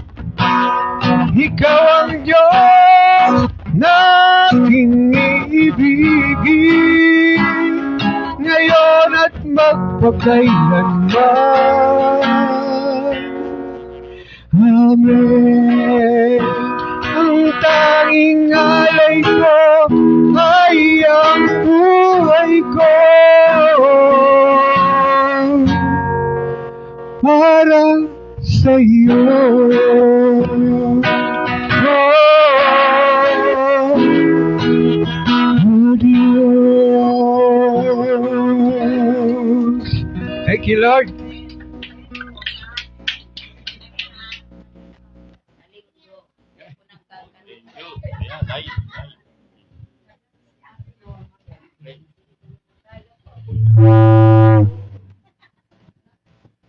Maraming salamat, Kuya Jerry, for another special number. Bago natin sagutin ito. Okay, so, question natin, maliligtas po ba yung mga mahal namin sa buhay na hindi nalaman yung 1 Corinthians 15:1-4? Faith in the death, burial, and resurrection of Jesus Christ. Kasi po, naging platform ng kaligtasan yung accept Jesus as Lord and Savior. Yun po yung naging platform niya. Nagkaroon pa ng water baptism at marami pang iba. So talagang in a sense ay nawala talaga itong aral na ito. Kung saan ito nga yung kaligtasan, faith in the death, burial, and resurrection of Jesus Christ. Okay. Now, mainam na maunawaan muna natin, ano ba yung kondisyon ng isang ligtas na tao? Ano ba yung meron itong si tao na sinasabi niya na ligtas siya dahil siya ay nanampalataya sa pagkamatay, pagkakalibing at pagkabuhay ng Panginoon Kristo. Na sinasabi rin naman ng Apostol Pablo ay siya nga ay isang ligtas na. So number 1, yung kanyang past, yung lahat ng kanyang mga kasalanan ay pinawalang sala na. Pati yung mga darating niyang kasalanan ay pinawalang sala na ng Panginoon. So yun yung number 1 na condition niya nung siya ay sumampalataya sa death, burial, and resurrection. Ang sabi sa Romans 5:1, therefore being justified by faith, we have peace with God through our Lord Jesus Christ. So makikita natin dito yung salitang being. Ang ibig sabihin ng salitang being means state of presently exist. Ibig sabihin, present tense siya, nangyayari siya, yung salitang being. Ibig sabihin, tayo ay pinawalang sala at ito yung ating estado sa ngayon. Kung ano yung nangyayari sa ngayon, present, ito yung pagpapawalang sala sa atin ng Diyos. Ngayon, meron pang isang salita, yung been. Ibig sabihin naman ng been ay past existed na. Ito yung halimbawa ginawa ng isang tao pero wala na siya doon sa estadong iyon. In other words, kung sinabi ng Apostol Pablo rito yung being justified by faith, ibig sabihin wala na yung pagpapawalang sala natin. Kasi past tense na siya been. Pero ang ginamit dito ng Apostol Pablo rito, being, in other words, kahit anong mangyari o ginagawa natin, tayo ay nananatili na nasa estado na pinawalang sala. Sabi sa Romans 5:21, that as sin hath reigned unto death, even so might grace reign through righteousness unto eternal life by Jesus Christ our Lord. Habang tayo ay nagkakaroon ng kasalanan o nag-ahari yung kasalanan sa atin, ay may kasabay siya na nag-ahari. Subsequently, may nag-ahari rin at ito yung biyaya ng pagpapawalang sala. So habang ikaw ay naglalaba, nakita mo yung t-shirt ng anak mo, naku, may dumi, may putik, naglaro sa kalye. Kapag siya ay nilaban mo sa langgana, yung putik nandoon pa rin eh. Kakapit at kakapit pa rin siya. Pero pag nilaban mo siya sa running water, habang nilalaban mo siya, sumasabay yung running water na tinatanggal yung dumi hanggang sa mawala na. Ito yung grace ng Panginoon sa Kristo. Parang running water siya. Habang nagkakasala ka, may running water na linis ng linis ng linis ng linis ng kasalanan. Kaya nananatili tayong righteous sa kanyang harapan. No? So don't get me wrong, don't get Paul wrong, but it is not license to commit transgression. Hindi naman siya lisensya para, sige, gumawa na lang ako na gumawa ng kasalanan. Total, lagi naman palang nandyan yung pagpapawalang sala. No? So, ikalawang kondisyon ng isang saved person, siya ay lumalangkad na matuwid sa harap ng Diyos, sa mata ng Diyos. Pag tiningnan siya ng Diyos, hindi siya makikitang makasalanan, ang tingin sa kanya ng Diyos ay matuwid. Ang tingin sa kanya ng tao, makasalanan siya, of course, nakakagawa ng kasalanan, pero ang tingin sa ng Diyos sa kanya ay matuwid. 2 Corinthians 5:21, for He hath made Him to be sin for us, who knew no sin, that we might be made the righteousness of God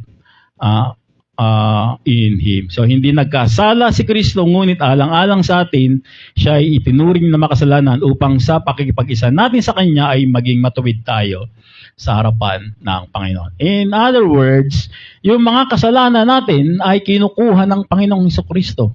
Kinuha ng Panginoong Kristo, past, present, and future, and therefore, tayo ay matuwid sa harapan ng Diyos. Of course, sa harapan ng ating mga kaibigan, kamag-anak, hindi tayo matuwid kasi nakikita nila yung kasalanan. Subalit sa Diyos, hindi nakikita ng Diyos yung kasalanan natin sapagkat may kumuha. Walang iba kundi ang Panginoong Jesucristo. And number 3, yung future natin, tayo ay mare-resurrect at dala-dala natin yung tinatawag na incorruptible body. Kapag tayo ay nabuhay muli o tayo ay na-rapture o na-caught up, ay dala-dala natin yung incorruptible body. Sabi sa 1 Corinthians 15:52-53, sa isang sandali, sa isang kisap mata kasabay ng huling pag-ihip ng trompeta, sapagkat sa pagtunog ng trompeta, ang mga patay ay muling bubuhayin at di na muling mamamatay. In other words, magkakaroon na sila ng eternal na buhay o yung buhay na wala ng kamatayan. Babaguhin tayong lahat. Ang ating katawang nabubulok ay mapapalitan ng hindi nabubulok at ang katawang namamatay ay mapapalitan ng katawang hindi mamamatay. So ito po yung estado ng isang taong ligtas. Number 1, wala siyang kasalanan mula noon hanggang ngayon, hanggang sa mga darating na panahon. Siya ay lumalakad na matuwid sa harapan ng Diyos at sa future ay makakamit niya yung tinatawag na glorified body or incorruptible body o yung eternal na buhay. So ito yon. Now, ano naman yung kondisyon ng isang taong hindi ligtas? Sinasabi ng banal na kasulatan. Sinasabi ng banal na kasulatan, sa isang taong hindi ligtas, ang kanyang mga kasalanan ay nananatiling nareriyan. Walang justification, walang pagpapawalang sala. Ibig sabihin, walang Kristo Jesus na magpapawalang sala sa kanya. Kahit na mag-accept Jesus as personal Lord and Savior siya, nandun pa rin yung kasalanan kasi hindi yun magpapawalang sala sa kanya. Sabi sa Romans 5:12, wherefore, as by one man sin entered into the world, and death by sin, and so death passed upon all men, for all have sinned. So nandoon pa rin yung kasalanan ng tao, ng lahat ng tao. Pero sa mga sumampalataya sa death, burial, and resurrection, exempted na siya ron. Hindi na siya kasama sa mga taong yon. Number 2, unrighteous siya in God's eyes. Hindi siya matuwid sa paningin ng Diyos sapagkat makasalanan nga yung tingin sa kanang Diyos. Sapagkat walang Kristo na kumukuha ng kasalanan niya. And therefore, nananatili siyang hindi matuwid o makasalanan sa harap ng Diyos. And number 3, permanent physical death. Ito yung tinatawag na permanenteng kamatayan. Physical to. Physical to. Ang sabi sa Romans 6:23, for the wages of sin is death. Ang kabayaran ng kasalanan ay kamatayan. So, ang isang taong hindi ligtas, kapag namatay siya, kasi yun yung kabayaran ng kasalanan niya. Pero ang taong ligtas, dahil may nagbayad ng kasalanan niya, hindi siya mananatiling patay. Meron siyang resurrected body. At pag na-resurrect yung katawan niya, ang katawan niya daw ay incorruptible. Eternal. Okay. No? Okay tayo. Okay. No? Siguro baka parang si Christian Esguerra, maraming babati ko sa akin pagkatapos nito. No? Paul never teach, for the wages of sin is eternal damnation to the lake of fire. No? Hindi sinasabi na Apostol Pablo rito na pag ikaw ay hindi ligtas, mapupunta ka sa dagat-dagatang apoy habang buhay. Eternal kang nasa dagat-dagatang apoy kasi hindi ka ligtas. Kasi hindi ka accept Jesus as personal Lord and Savior. Gaya ng sinasabi ng mga pastor. Wala pong ganong sinasabi ang Apostol Pablo. Ang sinasabi ng Apostol Pablo, for the wages of sin is death. Ang kabayaran ng kasalanan ay kamatayan. Kaya pag namatay ka at hindi ka ligtas, wala kang resurrection. Pero kapag ligtas ka, may resurrection ka. Ito po yung sinasabi ng banal na kasulatan. No? So, in a moment, in the twinkling of an eye, at the last trump, for the trumpet shall sound, and the dead shall be raised incorruptible. Ito yung mga ligtas. Yung mga namatay, mabubuhay sila ng incorruptible. Yung mga hindi mamamatay, papalitan naman yung katawan nila ng incorruptible. For this corruptible must put on incorruption, and this mortal must put on immortality. In other words, kung babalik ka rin, kung ito yung ligtas, yung hindi ligtas, wala silang incorruptible body, mananatili sila sa kamatayan. Okay, na? So, hindi po natin tinatanggap yung sinasabi nila na, ikaw, Glenda, ayaw mong accept Jesus as personal Lord and Savior. Mapupunta ka sa dagat-dagatang apoy, magpakailan man, walang katapusang paghihirap na naririnig natin sa mga denominasyon. Ito pa yung sinasabi ng banal na kasulatan. Now, maliligtas po ba yung mga mahal namin sa buhay na hindi sila nag-1 Corinthians 15:1-4?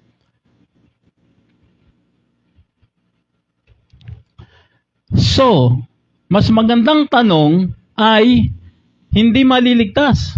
Mare-resurrect po ba yung mga mahal namin sa buhay na hindi nalaban yung 1 Corinthians 15:1-4? Kasi mas appropriate gamitin yung ganito, kung may resurrection o walang resurrection. Kapag ligtas ka, edi may resurrection. Kapag hindi ka ligtas, wala kang resurrection. For the wages of sin is death. Death ka. Wala pong sinasabi ni si Apostol Pablo, spiritual death ka or whatsoever. Wala pong ganun. Death. Okay. So, the answer is yes and no. Kung yung sumasampalataya ka sa death, burial, and resurrection at may mahal ka sa buhay na hindi sumasampalataya, the answer is yes, maliligtas sila. Okay. Okay tayo, na? Asan yung biblical reference? Of course, lagi nating binabasa yon. 1 Corinthians 7:13. Kung ang isang babaeng sumasampalataya ay may asawang hindi sumasampalataya at nais ng lalaking magpatuloy sa pakikisama sa kanya, huwag siyang makipaghiwalay. Sapagkat ang lalaking hindi pa sumasampalataya ay itinatalaga sa Diyos sa pamamagitan ng kanyang asawa, at ang babaeng hindi pa sumasampalataya ay tinatalaga sa Diyos sa pamamagitan ng kanyang asawa. Kung hindi gayon ay magiging marumi sa paningin ng Diyos ang kanilang mga anak. Ngunit ang totoo, ang mga ito ay itinalaga sa Diyos. So malinaw dito, kung hindi sumasampalataya si babae at sumasampalataya si lalaki, ligtas si babae dahil sumasampalataya si lalaki. And vice versa. Kung ang sumasampalataya naman ay si babae, no? At hindi sumasampalataya yung isa, maliligtas pa rin. Kasi sumasampalataya yung asawa niya. Ha? Pero ang sabi dito,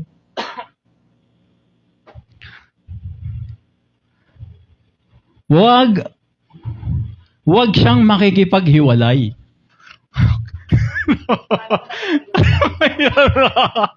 Huwag siya makikipaghiwalay.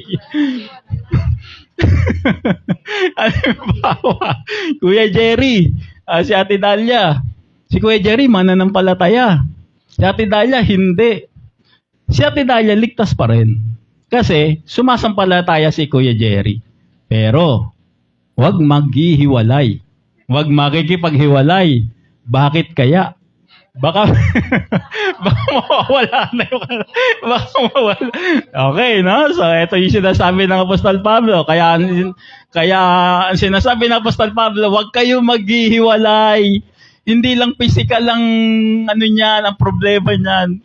Pati sa kabilang buhay, may epekto yan. Ha? Now, ganito po.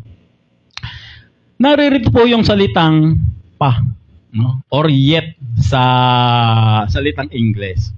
And therefore, si Brother Mel ay binabatikos. Kasi ang sinasabi diyan, yung lalaking hindi pa sumasampalataya. In other words, ina-anticipate na nila na si lalaki, sasampalataya to. No? And therefore, hindi sila naniniwala na kapag hindi mananampalataya yung lalaki at mananampalataya yung babae, maliligtas si lalaki. Hindi ganyan, Brother Mel. Ang sabi ng banal ng kasulatan, hindi pa kasi sumasampalataya si lalaki. Kaya wala pa yung kaligtasan niya. Ginaganon ako ng mga maraming churches.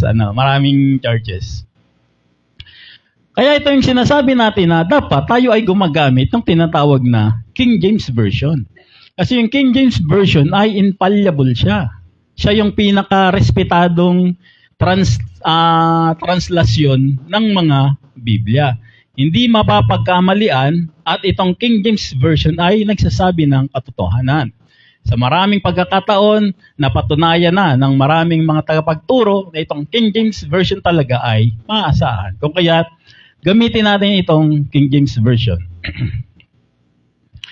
And the woman which hath an husband that believed not, dito walang yet, that yet to believe, hindi pa sumasabat, walang ganon.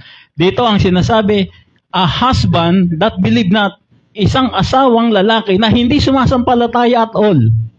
And if he be pleased to dwell with her, let her not leave him, for the unbelieving husband is sanctified by the wife, and the unbelieving wife is sanctified by the husband. Wala rito yung sinasabi na, hindi pa sumasampalataya kasi si asawang lalaki. Hindi pa sumasampalataya kasi si asawang babae. Wala po dito nun. Ang sinasabi dito, the unbelieving husband, the unbelieving wife is sanctified by husband, is sanctified by wife. Nagiging matuwid sila sa harapan ng Diyos kahit hindi sila mananampalataya sapagkat mananampalataya yung asawa nila. Elsewhere, your children unclean. Kasi po, kung hindi daw ganon, kung hindi daw magiging matuwid yung lalaki o yung babae na hindi sumasampalataya, yung mga anak nila, yung mga supling nila, yung mga susunod sa lahi nila, ay hindi kalugod-lugod sa Diyos. But now, they are holy. Yung mga susunod na lahi nila, magiging matuwid sa Diyos, magiging katanggap-tanggap sa Diyos, kasi meron isang asawa na sumasampalataya kahit ang isang asawa niya hindi sumasampalataya. Kaya kayo na sumasampalataya, huwag kayong mag-alala sapagkat ang mga mahal niya sa buhay, hindi man sila sumampalataya, sama niyo sila sa sangkalangitan. Amen. Biblical yan. O kahit namatay na si Mr. o si Mrs., hindi niya na naabutan yung death, burial, and resurrection, Pero ikaw, naabutan mo, ligtas pa rin sila. Kasama pa rin sila sa pagpapala ng Diyos. Acts 16:30 to 31. And brought them out and said, ito yung jail guard na Romano. Romano, no? Ang sabi niya kay Apostol Pablo at kay Silas, what must I do to be saved? Sila ay nagsabi kay Pablo at Silas, mga Ginoo, ano po ang dapat kong gawin upang ako'y maligtas? Sumagot si Pablo, ang sabi niya dun sa jail guard, believe on the Lord Jesus Christ and thou shalt be saved. Sumampalataya ka sa Panginoong Hesus, ibig sabihin sa death, burial, and resurrection, at maliligtas ka. Hindi doon nagtapos. Kama lang siya, hindi period. Ang kasunod, and thy house. Ikaw at ang iyong sambahayan. Sasampalataya ka. Buong sambahayan mo, maliligtas. Ano? Amen. Di ba? Oo, kasi wala na yung worry niya eh. Wala na yung worry niya na paano yung mga anak ko na hindi ko kasama dito. Paano yung mga mahal ko sa buhay na hindi nila alam yung gospel. Ako lang yung nakakaalam. Mabibigla na lang sila pagdating ng rapture. Mabibigla na lang sila pag lahat tayo namatay na. Pagdating ng Panginoon sa Kristo, babangon sila. Bakit meron akong incorruptible body? Hindi ko naman alam to. Wala naman akong sinampalatayanan. Wala naman nagturo sa akin kung paano magkaroon ng incorruptible body. Bakit ako nandito? Sasagutin siya ng Panginoon Hesus. Kasi yun, si Ligaya. Nanampalataya sa akin sa death, burial, and resurrection. Magugulat na lang sila. At sasabihin nila, this is the greatest gift. Natanggap ko kay Mama, kay Mama Ligaya. At kahit sa inyong lahat na sumampalataya sa death, burial, and resurrection, makakatanggap ng isang napakalaking regalo ang inyong mga mahal sa buhay pagdating ng takdang panahon. Okay na? So kung meron pong kukontra uli kay Brother Mel, I'm just one text away. Ready po tayo ipagtanggol itong makatotohanang salita ng Diyos. Now, balik tayo dun sa question, mariresurrect po ba yung mga mahal namin sa buhay na hindi nalaman yung 1 Corinthians 15:1-4? Now, ito naman, yung mga hindi natin mahal sa buhay. Kaibigan natin, si pastor, si worker, si Balot Christian Church. Kasi ever since hindi niya naman tinuturo yung death, burial, resurrection, puro accept Jesus as personal Lord and Savior lang siya eh. Sila Edwin Gregorio, sila Romy Macaspi, sila Shirley Balbarona, tanong. Masasama ba to? Siyempre, hindi sila kasama. Hindi sila kasama kasi hindi naman natin sila kapag-anak, hindi naman natin sila sambahayan. Mananatili silang patay. And the question is, meron bang solusyon sa mga taong ito? Paano yung mga napamahal din sa atin na hindi naman natin kamag-anak na itinuring na rin naman nating sambahayan? Hindi naman nila narinig yung death, burial, and resurrection. And the question is, mananatili na lang ba silang patay? At yan po ang sasagutin natin next Sunday. Medyo mahaba na po, 12:20 na. 12:20 na. So, mag-entertain na lang muna tayo ng question and answer na lang po. Any question po, clarification? Bago po tayo dumako sa ating announcement.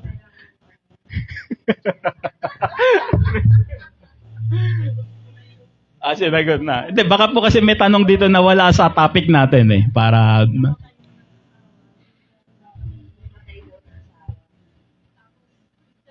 Yes po. Oo,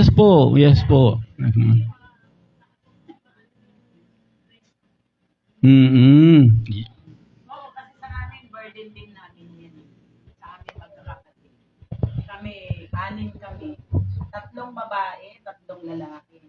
kaming babae, which devoted kami sa aming mga tungkulin, sa pagsisimba, sa mga gawain sa church. Pero yung aming tatlong kapatid na lalaki ay wala silang ganyan. Wala pero kung meron kaming mga gathering sa bahay namin, andoon sila, alam nyo, pagka marinig pa lang nila yung mga kanta na sa Panginoon, tumutulong mga lupa nila. Iyak-iyakan na sila. Ngayon, ang mama ko, tanong niya yan. Yan ang tanong niya na kung maligtas ba daw. Pero sumagot siya dyan. Maligtas din daw ang sampahayan niya. Kahit na hindi mo na nakalataya yung devoted yung aking mga kapatid. Kasi kasama sila, bahagi sila sa sabi niya, aking sambahayan. Mula pa kasi generation to generation yan. Sa lola namin, ganyan din. Ang lola namin, mula pa sa ninuno, isa lang po ang tumindik na mananampalataya at marami silang hindi. So, yun yung sinabi ni Mama na kasama yun. Sabi niya, kasama tayo kasi henerasyon tayo ng mga mananampalataya, may maiiwan talaga sa atin. Kaya kung ang ating sambahayan ay watak-watak dahil sa yung may mga iba na sinasabi niya, huwag kang mananatili dyan, nagbibigyan ng kahihiyan, yung mga naglalasinggo. Kasi yun yung pananampalataya natin nadi-distract dahil sa kanila. Pero dahil sa atin, na mga mananampalataya, yun yung pinanghahawakan, lalo na nung yung pagan ko pinanghahawakan na kanyang, kasama sila sa kaligtasan. Nasa kasama na yun sa kanya. Kaya, ngayon ko lang na yung verse na yan kasi tawag dito, matagal nang inimpan sa amin. Sa amin din naman, katulad niya, narinig natin yung asawang lalaki, asawang babae. Kuya Mac, hindi masyadong kasama rin yung pag namatay ako, pag namatay ka, sabihin ka. Huwag na kayo magkakalit. Tapos, yun ang kondisyon. May kondisyon kasi na, huwag yung mag-iwalay. Kasi pagka mag-iwalay na, wala na. May kondisyon. May kondisyon mag-iwalay tayo. Diba? Kaya, hindi ka makipag-iwalay. Asawa mo nga Happy viewing kay Ate Luz Biminda Matos Pasigan. Nanonood kasama natin. Kay Ate Peco Dinera. Kay Brian Matis Balbarona. Good morning po, watching here in Mahuro, Marshall Island, USA. Si Brian. Judith Valdez, good morning. Ace, si Kuya Ace, good morning po sa lahat. Ate Luz Pasigan, Grace morning po. Of course, Kuya Ruel, Ate Eunice. Happy birthday po, Brother Mel. Thank you. And Ate Loli Balingan of Bukidnon and her husband. Happy watching po. Grace watching. Okay, are we done? Tama yung sinabi ni Ate Norma, no? Ganong kalawak yung grace ng Panginoon Jesucristo. Lawak niya. No? Sakop niya yung mga sambahayan, yung mga sambahayan mo, no? Kaya kung magpapasalamat sila sa iyo dahil naligtas sila, mas lalong magpasalamat sila sa Panginoong Jesucristo. Hindi dahil sa nanampalataya ka, kundi dahil sa lawak ng grace, ng biyaya na ibibigay ng Panginoon Jesucristo sa isang individual na sasampalataya sa kanyang death, burial, and resurrection. Amen. Very comforting. Napakaganda, no? Okay, so tawagin na natin ang ating tagapagpaawit, Ate Glenda, Ate Krish, Kuya Mark, Kuya Vince, Kuya Ron, Kuya Nix. Para sa ating closing prayer. Ay, sandali, announcement nga pala. Happy birthday kay Kuya Mac today. Kuya Mac Benito, asawa ni Ate Glenda. Today, August 23. Kay Brother Mel, bukas, August 24. Si Mama Norma, sa next week na.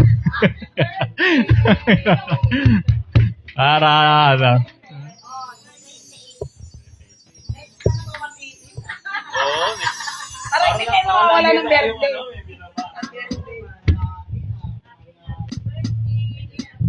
Okay, sige po, tayo pong lahat ay tumayo para sa ating angkop na angkop po itong ating huling song ngayon, ating closing song sa ating mensahe dahil narinig po natin ang magandang balita.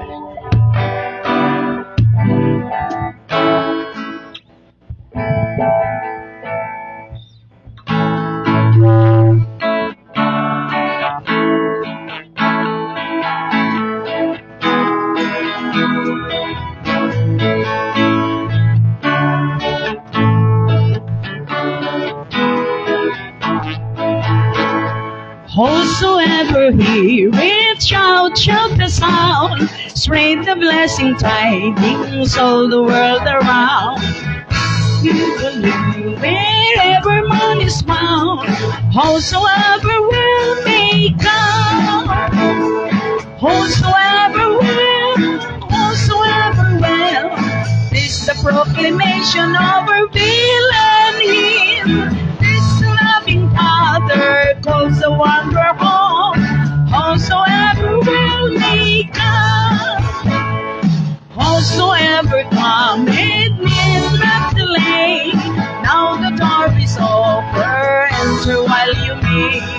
Jesus is the truth, the only living way. Whosoever will may come. Whosoever will,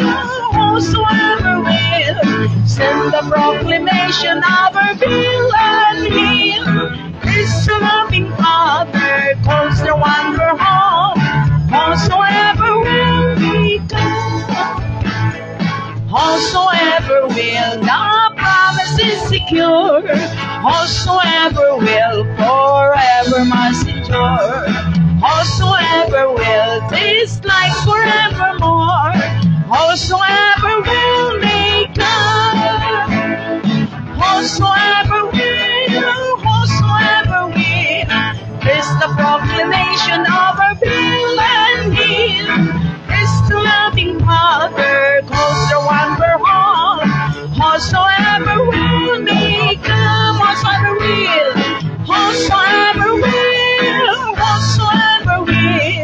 is the proclamation of our will and heal. This loving Father calls the wanderer home. Whosoever will may come. Amen. Whosoever will may come.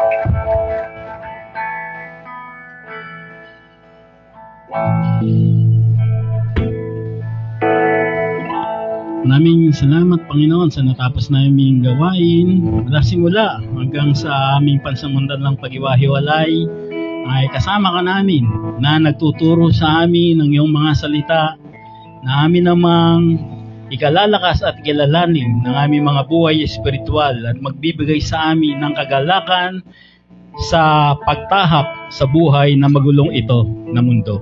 Dalangin po namin, Panginoon, na lagi niyo pong pagpapalain ng bawat isa nakapiling namin dito, maging sa mga nakapiling namin sa Facebook Live, sa mga hindi po namin nakasama, kung saan mo po sila naroroon, lagi niyo po silang iingatan, lagi niyo po silang gagabayan, at dalangin po namin na sa mga susunod na panahon ay makasama namin sila rito, na makikibanding sa amin at higit sa lahat ay makasama namin na mag-aaral ng iyong mga salita.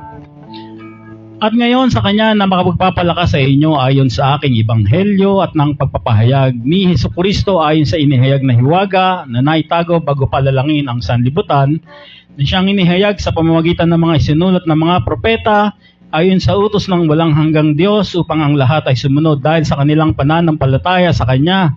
Sa nag-iisang Diyos, naganap ang karunungan, sa Kanya iukol ang karangalan mula noon hanggang ngayon at magpakailanman sa pamamagitan ni Hesukristo. Ang bawat isa ay magsabi ng Amen at Amen.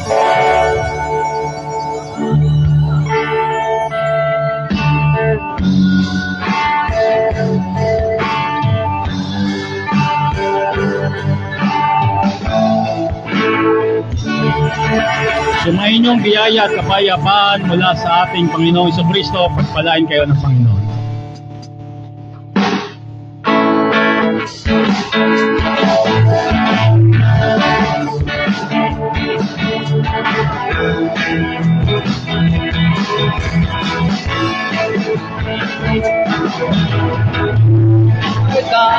good. The Lord our God is great. The Lord our God is faithful. He never changes. Lord our God is good. The Lord our God is great. The Lord our God is faithful. He never changes. Tagalog! Ang Diyos natin mabuti, ang Diyos natin dakila, ang Diyos natin tapat, di nagbabago. Ang Diyos natin mabuti, ang Diyos natin dakila, ang Diyos natin tapat, di nagbabago. Sing hallelujah! Halle, hallelujah. Halle, hallelujah. Halle, hallelujah. Hallelujah. Halle, hallelujah. Halle, hallelujah. Halle, hallelujah. Hallelujah. The Lord our God is good. The Lord our God is great. The Lord our God is faithful. He never changes. The Lord our God is good. The Lord our God is great. The Lord our God is faithful. He never changes. Lord our God is faithful, He never changes. The Lord our God is faithful, He never changes. Good morning po sa lahat. At happy birthday po sa may mga birthday. Lalo na sa ating Pastor Brother Mel.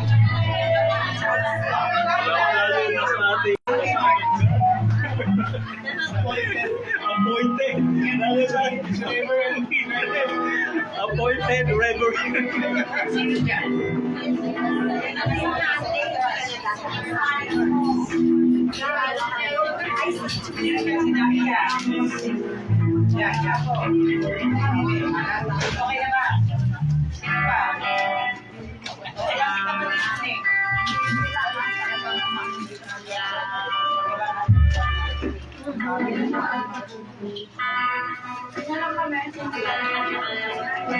Picture na ayos lang mo. Picture na ayos lang mo.